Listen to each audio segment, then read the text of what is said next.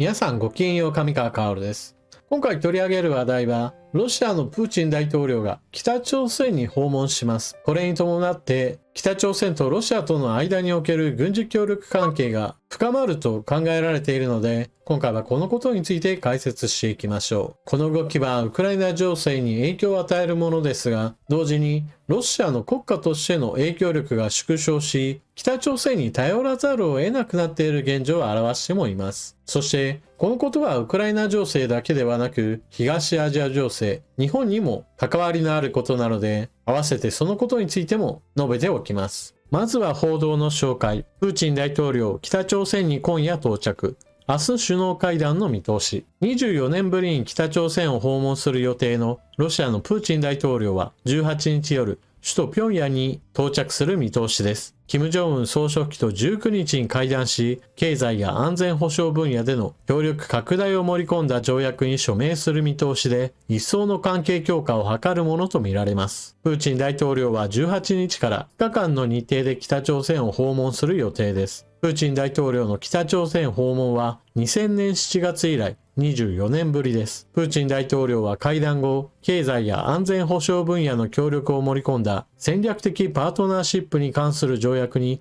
署名する見通しで、軍事的な連携も含めて一層の関係強化を図るものとみられます。平壌では出迎えの準備が進められています。ロシアの国営テレビが18日に公開した映像では、大通りの街頭に巨大なプーチン大統領の顔写真とロシアの国旗が交互に掲げられているほか、街路樹の手入れをしているとみられる人たちの姿が確認できます。また、腐敗の長老、親善団結、万歳と書かれた看板が設置されているなど、熱烈な歓迎ムードが伺えます。プーチン大統領は18日から北朝鮮を国賓として訪問するのを前に、朝鮮労働党機関紙、労働新聞に寄稿しました。外国の首脳としては異例の寄稿文の中で、プーチン大統領は、ロシアによるウクライナへの軍事侵攻を一貫して支持している北朝鮮の姿勢を高く評価しました。そして、北朝鮮がアメリカに対抗して核・ミサイル開発を加速させていることなどを踏まえて、朝鮮の友人たちが数十年間続くアメリカの経済的圧力や軍事的脅威にもかかわらず、国の国防力などを強化する事業で巨大な成果を上げていると称えました。その上でプーチン大統領は、我々は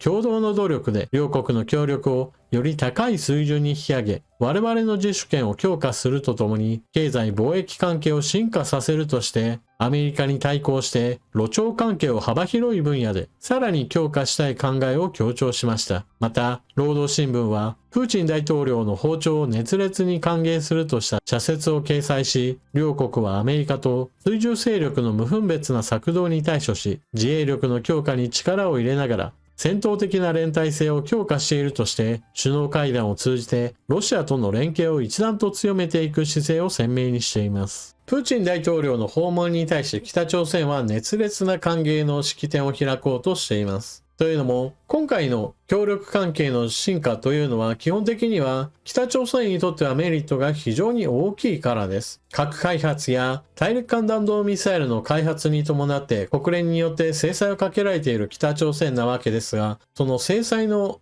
無力化にはロシアの手助けが非常に重要だからです。現在でもすでに制裁の監視委員会などは国連の場において活動が停止に追い込まれており、これにはロシアの拒否権などが関わっています。ロシアはなぜそのようにして国連の制裁、自分自身も一度は賛成したものを今ではそれを無効化しようかしているかといえば、当然のように現在のウクライナ情勢においてより多くの弾薬類など非常に欲しがっているからです。そもそものロシアとウクライナとの国力比はウクライナ1に対してロシア10であり、何の手助けもないような状態であれば当然のように国力だけで押し切れるものです。ところが現在そのような元々の力とはまた別の話として支援が入っているウクライナは現在でもなお持ちこたえており、そして当初目的の一つとされていたドンバス、ルカンシク州、この2州の完全占領についても未だに成し遂げていません。そして正面装備としても大戦前にあった多くの戦車類などはすでにそのほとんどが失われたと考えられており、新しく生産したもの、もしくは保管していたものを再生したもの、さらにはソ連時代にすでに退役保管しているような非常に古いものまでも再生しなければならない状況へと陥っています。現在のままでは装備品がより古いものへと更新されていくような劣悪な状況なので、何としてでも物量においてウクライナ軍を圧倒する必要が出ています。ロシア自身も戦争開始前から兵器輸出大国でしたから、量産能力それ自体はそれなりに高いものです。しかしそれでもなお押し切れることができないので、他の国に助けを求めなければなりません。しかし、助けてくれる国は非常に限られており、その中で最も頼りになっているのが今、北朝鮮だというわけです。では、なぜ北朝鮮が今頼りになるかといえば、それは装備品類などが非常に古いことがロシアにとっては都合が良いのです。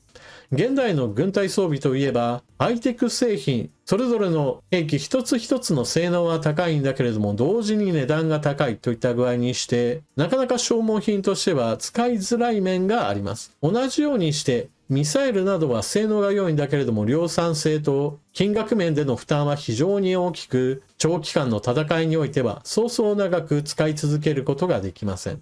そのような時にあって、砲弾のような量産が効いて、それでいて十分に人を殺傷できる能力がある兵器については、これを数多く揃えることが戦いにおいては今非常に重要になっています。北朝鮮では核兵器を開発し、この核兵器を小型化、そしてアメリカまでも届くような大陸間弾道ミサイルの開発は進めていますが、だからといって装備全般については更新がほとんど進んでいません。韓国との間においては、砲撃戦をある程度想定した多くの榴弾砲と、その榴弾砲で撃ち放つための大量の砲弾があり、このような軍隊システムは今ロシアが求めているものをまさに提供してくれる可能性があるわけです。そして北朝鮮にはそれらを提供するメリットは非常に大きいです。今回プーチン大統領がわざわざ北朝鮮にやってきて、戦略的パートナーシップを結ぶだろうと言われているのは、今の国際情勢、そしてウクライナ情勢が絡んだ中において、プーチン大統領の方が北朝鮮に積極的に働きかけを行わなければならない状況だからです。北朝鮮としては、ロシアから食料にしても、エネルギー資源にしても、そして軍事技術にしても、どれも自国を強化することにつながるものなので、これらの取引が拡大することには何らためらいがありません。そもそも制裁がかけられていて、何でもかんでも海外から輸入するのが難しい中において、ロシアが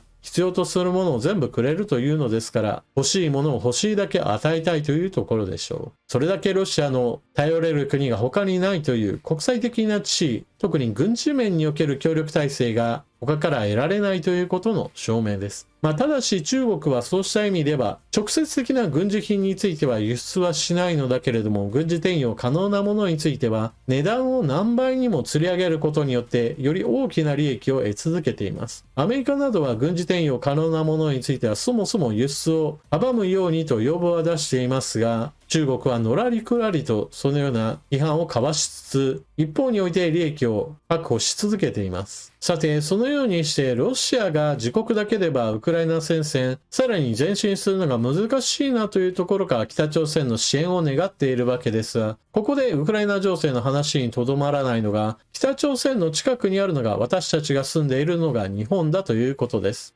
北朝鮮国内においては人々が飢餓に苦しんでいるという話は毎年のように出てきますし、北朝鮮国内において不条理極まりないような理由によって命を落とすといったことなどもたびたびニュースとして伝えられています。もちろんそのような国でありながら北朝鮮の体制が崩壊ではなくむしろ安定化に進もうとしているということは見逃してはなりません。ここまでも述べてきたように北朝鮮とロシアとの関係が強化され貿易関係が増大していくと、それに伴って北朝鮮には様々な物品がもたらされ、それによって政権はより強固になってしまいます。しかもそのような政権が目指すのはより他の国から攻められないような核戦力の充実といったものが考えられるわけで、これからも大陸間弾道ミサイル、そして核兵器の小型化、そして増産などについても徐々に進められてしまうでしょう。日本にとってはこのような北朝鮮の強化につながるようなロシアとの関係強化は、はっきり言えばマイナスの出来事だと言えることであり、だからこそさっさとロシアの侵略の意図をくじくということが、回り回って日本のためになるということを理解する必要があります。結局のところ侵略国がその侵略の意図の成功させるようなことがあれば、回り回ってどこかで日本のような世界が平和であった方がより利益を享受できるような国にとっては不都合な世界へと進んでしまうのです。というわけで今回の動画はここまで。ウクライナ情勢で物事の進展がなかなかない中において、ロシアは北朝鮮の力を求め、そのためにプーチン大統領自身が北朝鮮に訪れることとなりました。北朝鮮が困っているのであれば、金正恩氏がロシアの首都モスクワに行って条約を結ぶことを願い出たでしょ